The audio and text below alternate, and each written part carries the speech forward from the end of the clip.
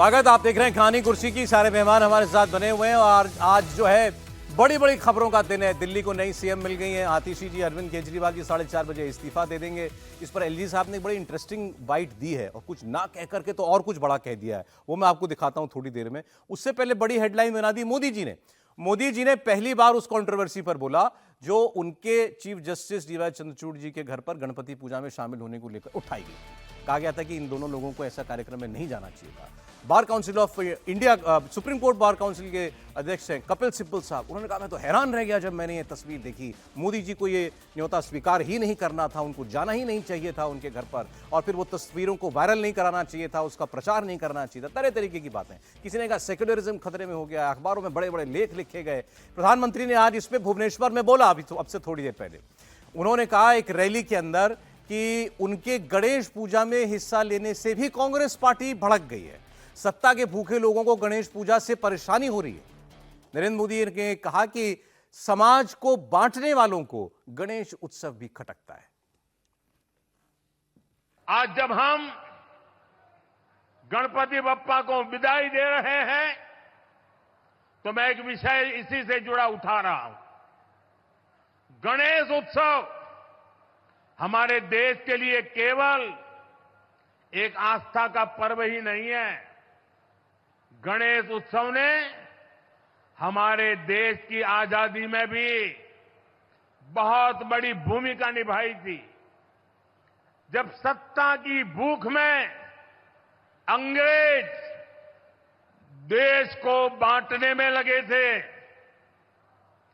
देश को जातियों के नाम पर लड़वाना, समाज में जहर घोलना, बांटो और राज करो, ये अंग्रेजों का हथियार बन गया था।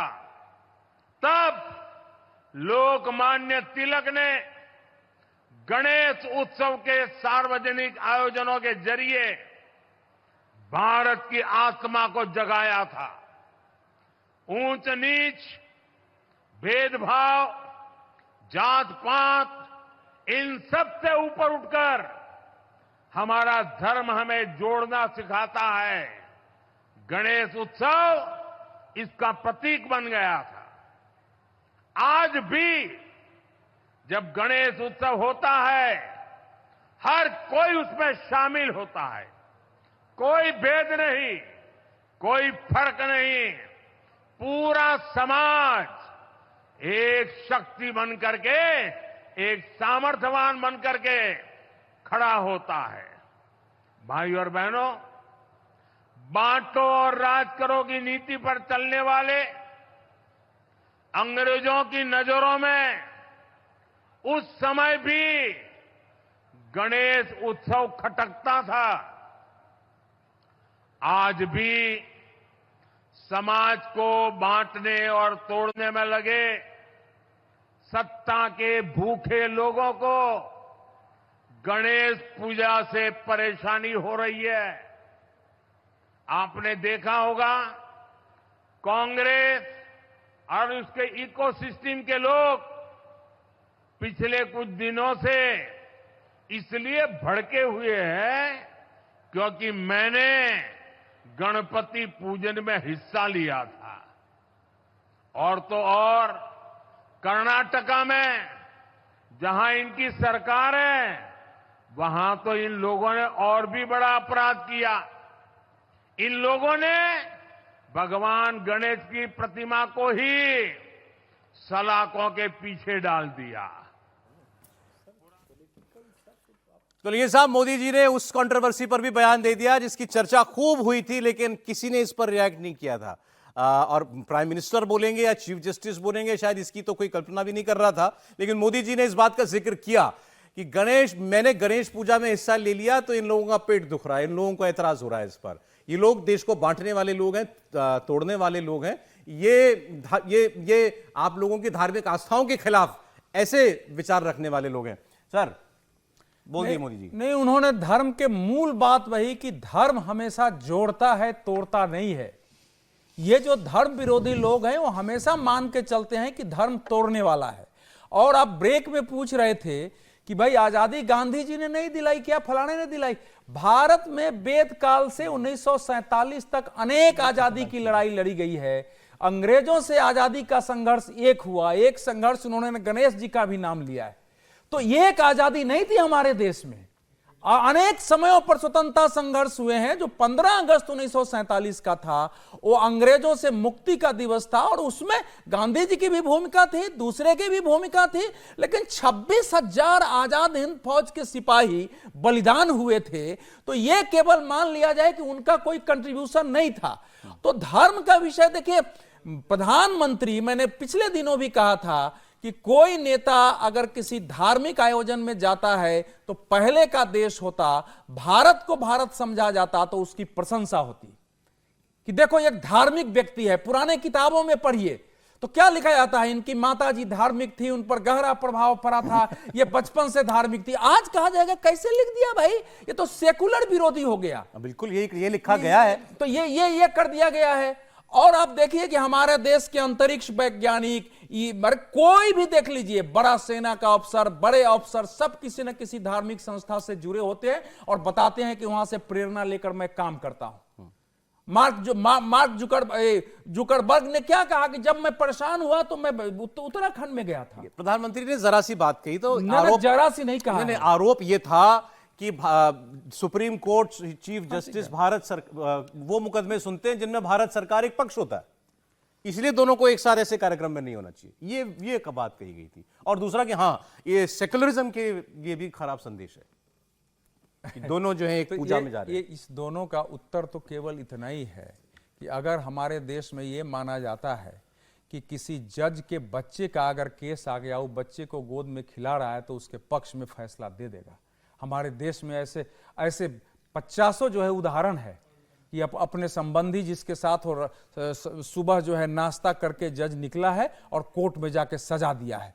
तो जो बेईमान लोग हैं, जो न्याय को खरीदते और बेचते हैं, जिन्होंने पैसे के बल पर इस देश को न्याय का गुलाम बनाने की कोशिश की है, आम आदमी, गरीब आदमी जिनको फी देके न्यायालय में नहीं पहुंच सकता है, जो ये मान के चल रहे थे कि एलिट क्लास के लोग हैं ये जाने वाले, उन सबको इस विषय में, हमारे हर विषय को संदेह की दृष्टि से वो देखते हैं।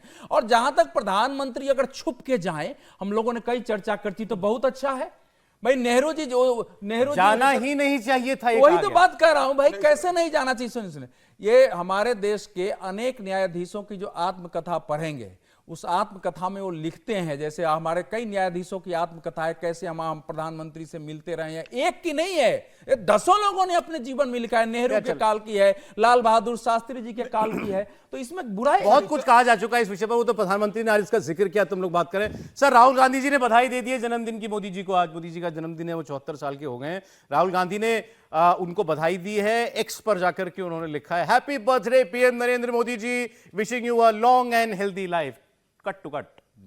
बिल्कुल, बहुत भारी मन से बधाई दी होगी राहुल गांधी ने, मुझे लग रहा है। लेकिन उनको लगा होगा कि नहीं, बधाई देना चाहिए, मतलब इस बात को लेकर कंट्रोवर्सी होगी। हालांकि पिछले साल भी राहुल गांधी ने दी थी। प्रधानमंत्री मोदी भी राहुल गांधी को जन्मदिन की अच्छी बात बधाई देते हैं, तो देते रहना चाहिए, इसके अंदर कोई दो राय नहीं है। लेकिन जिस तरीके से राजनीति आज दौर में पहुंच गई, उसमें बड़ा आश्चर्य लगता है कि अगर एक ट्विटर पे अगर बधाई दे दी जाए। राहुल गांधी ने एक सराहनीय काम किया, अमेरिका से लौटकर आए। देखिए, प्रधानमंत्री के बयान को लेकर लगातार चर्चा चल रही कि प्रधानमंत्री जब गए थे डीवाई चंद्रचूड़ के घर पर, तो कांग्रेस ने इस पर आपत्ति उठाई। लेकिन कांग्रेस अपने कार्यकाल का जिक्र नहीं करती कि कांग्रेस के काल के समय, जब 1962 से 72 तक जो राज्यसभा सांसद रहे थे बदरुल इस्लाम, उनको असम का चीफ जस्टिस बना दिया था। राज्यसभा में थे वो 10 साल, वहां से इस्तीफा दिलवा के असम का सीजीआई बना दिया। जब कार्यकाल खत्म हो गया, नेता से सीजीआई बन गया, 10 साल राज्यसभा में थे, उसके बाद असम के सीजीआई बना दिया, चीफ जस्टिस बना दिया। जब वो वहां से रिटायर हुए तो उनको सुप्रीम कोर्ट का सीजीआई बना दिया। सुप्रीम कोर्ट के सीजीआई बने वो। और उन्होंने बिहार के जो मुख्यमंत्री जगन्नाथ मिश्रा, उनको भ्रष्टाचार के आरोप में क्लीन चिट दे दी, जो कांग्रेस के थे। उसके बाद उन्होंने इस्तीफा दे दिया सीजीआई से। उसके बाद फिर वो राज्यसभा में चले गए और उसके बाद कांग्रेस के टिकट पर वो चुनाव लड़े। तो जब कांग्रेस राज्यसभा सांसद से हाईकोर्ट के चीफ जस्टिस 10 साल 1962 से लेकर 72 तक राज्यसभा सांसद रहे। उसके बाद आसाम के चीफ जस्टिस रहे। चीफ जस्टिस रिटायर हुए। रिटायर होने के बाद सुप्रीम कोर्ट के चीफ जस्टिस बने। वहां बिहार के मुख्यमंत्री को उन्होंने भ्रष्टाचार के आरोप में क्लीन चिट दी, दूसरे दिन इस्तीफा दे देते हैं, फिर राज्यसभा चले जाते हैं और बाद में चुनाव लड़ते हैं। वो इसी काम के लिए सीजीआई बना, इसी काम के लिए सीजीआई बने थे कि बिहार के मुख्यमंत्री को आपको क्लीन चिट देना है, इस्तीफा देना है, फिर हम आपको राज्यसभा भेजेंगे और फिर आपको आसाम से लोकसभा का चुनाव भी लड़ना है। ठीक ठीक। अरे वैसे प्रधानमंत्री ने वो चांदुरकर का जिक्र भी एक कर देता हूं मैं कि जो बंबई हाईकोर्ट के जज थे चांदुरकर, डीवाई चंद्रचूड़ के फादर जब सीजीआई थे तो उन्होंने उनका नाम रिकमेंड किया था सुप्रीम कोर्ट के जज के लिए। तो 4 बार रिकमेंड किया, चारों बार उनको सुप्रीम कोर्ट का जज नहीं बनाया। और जब चंद्रचूड़ के पिताजी इंदिरा गांधी से मिलने गए तो इंदिरा गांधी ने कहा कि उनकी विचारधारा और हमारी विचारधारा कांग्रेस की मेल नहीं खाती, क्योंकि वो जब गुरु गोलवलकर का निधन हुआ था तो गुरु गोलवलकर जो संघ द्वितीय सरसंघचालक है उनकी अंत्येष्टि में चले गए थे, इसलिए और उनके बारे में उन्होंने प्रशंसा में 2 शब्द लिख दिए थे। इसलिए जो जज बंबई हाईकोर्ट के चांदुरकर जज है वो कांग्रेस की विचारधारा से मेल नहीं खाते, इसलिए उन्हें हम सुप्रीम कोर्ट का जज नहीं बना सकते। तो ये कुछ हो चुका है हमारे यहाँ पर, और एक वो पूजा में चले गए तो इस पर उसपे इतना हो रहा है, एतराज हुआ। चले जनता तय करे। प्रधानमंत्री ने उस तस्वीर का भी जिक्र किया, आपने देखा होगा कर्नाटका के बेंगलुरु में एक प्रदर्शन हो रहा था, बेंगलुरु ही था शायद, और वहां पर कुछ लोग गणपति जी की मूर्ति को लेकर प्रदर्शन कर रहे थे और उसके बाद तस्वीर आई कि जेल वैन के अंदर गणपति जी की प्रतिमा को रखा गया है।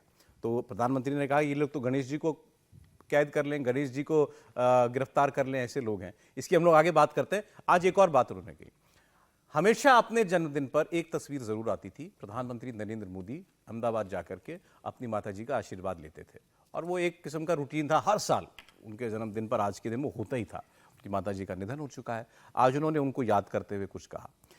प्रधानमंत्री ने कहा कि बात कर रहे थे, भावुक हो गए अपनी माता को याद करते। उन्होंने कहा जब तक वो जीवित थीं तो मेरे जन्मदिन पर मैं हमेशा जाता था उनके पास, आशीर्वाद लेता था, माँ मुझे गुड़ खिलाती थी।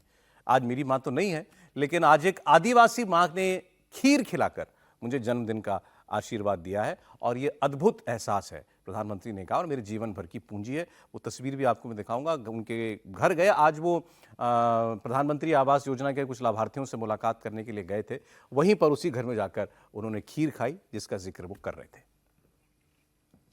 कि जब मेरी मां जीवित थी तो मैं जन्मदिन पर हमेशा मां के आशीर्वाद लेने जाता था, और मां मेरे मुंह में गुड़ खिलाती थी। लेकिन मां तो नहीं है, आज एक आदिवासी मां ने खीर खिलाकर मुझे जन्मदिन का आशीर्वाद दिया। ये अनुभव, ये एहसास मेरे पूरे जीवन की पूंजी है।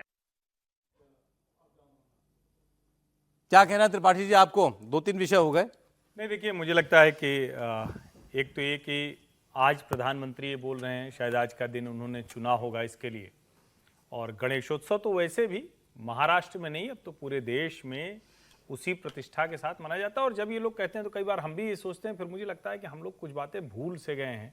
अरे भाई, कोई भी कहीं भी हमारे किसी भी देश के हिस्से में हो तो कहते हैं श्री गणेशाय नमः लिख दो, ओम लिख दो, कई जगह राम लिख दो। तो ऐसे ही तो हमारे यहाँ जीवन चलता था। ये तो पता नहीं हम लोग सोचने समझने किस तरह से लगे कि आज ये चीजें भी हमें अलग लगती। अब सीजीआई के यहाँ प्रधानमंत्री चले गए, उस पर किसी भी तरह का विवाद, मुझे लगता है वो शर्मनाक था, उससे बचना चाहिए था। ये विवाद करने की चीजें नहीं होती, और कई बार जब हम ये विवाद करते हैं तो उसके पीछे हमारे मन में कोई न कोई एक साजिश चल रही होती है। जैसे उदाहरण के लिए महाराष्ट्र में सत्ता की लड़ाई चल रही है, 2 लोगों की पार्टी छिन गई।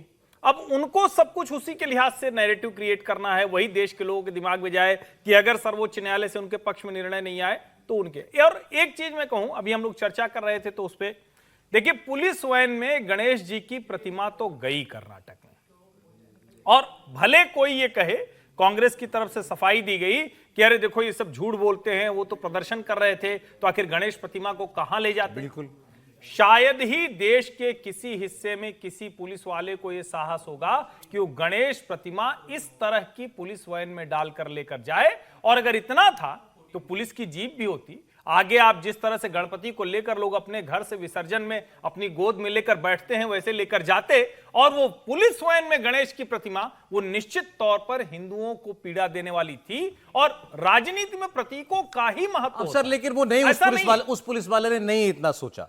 लेकिन इसका मतलब ये थोड़ी कि गणपति जी को गिरफ्तार कर लिया, गणपति जी को कैद कर लिया। अगर गणपति की प्रतिमा थी और उनको पता था कि ये है, तो क्या कोई प्रोटोकॉल हिंदू प्रदर्शन पर, हिंदू आस्था पर कोई आज तक किसी सरकार को सोचना चाहिए था उसको। नहीं, सोचना नहीं चाहिए था। इसका मतलब कि इन प्लेस नहीं है ना, इसका मतलब कि उस सरकार में इस तरह की संवेदनशीलता नहीं है ना। आप क्या ये कल्पना कर सकते हैं क्या? मैं मतलब मुश्किल ये होती है कि हम बार बार बचते हैं लेकिन फिर कहना पड़ता है। और फिर क्या फिर तुलना होगी। क्या किसी दूसरे धर्म का ऐसा कोई प्रदर्शन होता और ऐसा कोई प्रतीक होता तो आप उसको इस तरह से लेके जा सकते थे क्या? संभव था क्या? वही चित्र लगाकर देश के अलग अलग हिस्सों से किस तरह की चीजें आती, फिर वो शायद हम लोग टीवी डिबेट में बोलने से भी बचते, क्योंकि उसकी भी प्रतिक्रिया और खतरनाक होती। और ये जो चित्र है, देखिए प्रधानमंत्री नरेंद्र मोदी, कई बार हम लोग उनके जीवन के अलग अलग पहलू की बात करते हैं और एक चीज तो मैं स्पष्ट मानता हूं कि इस एक व्यक्ति ने भारतीय राजनीति में बात करने का तरीका बदल दिया है। अब ठीक है, आप इसको भी प्रतीक के तौर पर देख सकते हैं, लेकिन एक आदिवासी परिवार में जाकर वो अपनी मां की याद करते हुए कहते हैं। पहले भी ये हमने देखा है, इसके पहले हमने देखा कि एक बार द्रौपदी मुर्मू ने जब वो पदभार ग्रहण करते हैं तो उनको दही चीनी खिलाती हैं। शायद प्रधानमंत्री के मन में ये रहता है हमेशा कि जो हिंदू व्यवहार है वो हर बार परिलक्षित होता हुआ दिखे, तो अपने जन्मदिन पर माना जा सकता है, इसको क्यों न करते। सर, आज मोदी जी सरकार के तीसरी सरकार के 100 दिन भी पूरे हो गए हैं, कांग्रेस इसको यू टर्न सरकार कह रही है। देखिए, एक तो दोनों चीज़ों के लिए बधाई देनी चाहिए। पहले प्रधानमंत्री जी का जन्मदिन है, उसके लिए भी बधाई सबने दी है। आपने बताया कि राहुल गांधी जी ने दी, मैंने उनका वो देखा, हालांकि बहुत लेट दी है, अभी 12 मिनट पहले, 15 मिनट पहले उनकी बधाई। नीतीश जी के तो मुकाबला नहीं कर सकते ना, वो नीतीश जी ने डॉट 12 बजते ही किए उस पर आरजेडी नहीं, आपने नहीं देखा? कल रात 12 बजे का ट्वीट है, डॉट 12 बजे का, जिस पर आरजेडी वाले कह रहे हैं कि ये तो कोई प्रेमी प्रेमिका भी ऐसे इतनी तत्परता से बिल्कुल टाइम मिला के नहीं करते। घर वाले लोग करते हैं, जैसे हम लोग भी और कोई तो नहीं, लेकिन अपने घर के लोगों को 12 बजे अच्छा, वो आपने याद दिला, घर के लोगों को भी करते हैं, प्रेमी प्रेमिका ही चर्चा में है कि नीतीश जी रात को 12 बजे अच्छा फिर ट्वीट किया। ये घर का है, प्रेम वाला, इसमें कोई कमेंट की बात नहीं, मतलब ठीक है, नीतीश जी ने जो किया अच्छा है। और 100 दिन सरकार ने पूरे किए, उसके लिए भी बधाई। कांग्रेस जो कह रही है कि यू टर्न सरकार है, तो पार्शली तो ठीक ही है बात, क्योंकि सरकार ने पिछले 100 दिन में कई ऐसे फैसले किए जिनको उन्हें वापस करना पड़ा। लेटरल एंट्री है, वक्फ बिल जेपीसी को दिया है, ब्रॉडकास्ट बिल है, तो बहुत सारी चीजें हुई। बजट में भी 2 चीजों को इंडेक्सेशन वाला मामला लिया, तो वो सारी चीजें हैं। लेकिन ऐसा नहीं हो, उसको मैं ज्यादा खराब समझता हूँ। अच्छा, कि सरकारें जो हैं वो देश के लिए, लोगों के लिए होती है, और सरकार को यदि लगे कि ये देश के लोग इसको ठीक नहीं मान रहे, भले ही वो समझती हो सरकार ठीक हो, क्योंकि सरकार समझती है ठीक है तभी वो करती है ऐसा फैसला, लेकिन उसे लगे कि जो रेस्पॉन्स है जनता का या पॉलिटिकल लीडर्स का वो ठीक नहीं है, तो वो उसको वापस ले। मैं इसको एक बेहतर कदम मानता हूँ। दबाव में झुकना नहीं मानेंगे इसको। दबाव में झुकना नहीं मानते, दबाव हो सकता है, क्योंकि अब आप एक गठबंधन की सरकार में, वो इसलिए आपको दबाव कह रहे हैं सब लोग, क्योंकि आपने 10 साल में ऐसा नहीं किया। 10 साल में भी बहुत सारे ऐसे मौके आए थे जब आप पर दबाव पड़ा था, लेकिन आपने नहीं किया। आज कर रहे हैं, तो दबाव भी हो तब भी मैं इसको एक अच्छा कदम मानता हूं। आपने तो वक्फ को जेपीसी को देने को भी अच्छा ही बताया था कि बेहतर है कि बेहतर है, मैं इसीलिए कह रहा हूं कि वो बेहतर है जेपीसी में जाए और सब लोग बहस करें और उस पर वहां से निकल भी आए सर, वहीं ना रह जाए। एक लैटरल एंट्री को छोड़कर सारे निर्णय मुझे लगता है बेहतर है। लैटरल एंट्री को सीधे बिना किसी लाग लपेट के यू टर्न कहना चाहिए, उसमें कोई बचत नहीं। समय मेरा ब्रेक हो गया, नहीं पड़ेगा। इसके बाद लैटरल एंट्री पे यू टर्न था। ब्रेक के बाद आप एक 10 सेकंड कंप्लीट कर लीजिए बस, उसके बाद फिर यू टर्न वो कह रहे हैं भाई नहीं, वो लैटरल एंट्री को यू टर्न मान रहे हैं, केवल उसको मान रहे हैं। मैं कह रहा हूं कि मैं यू टर्न को नेगेटिव ही नहीं मानता, कि सरकार यदि कोई फैसले सब लोगों की बात सुनकर कर रही है तो उसे बेहतर कदम मानना चाहिए, भले ही वो दबाव में हो।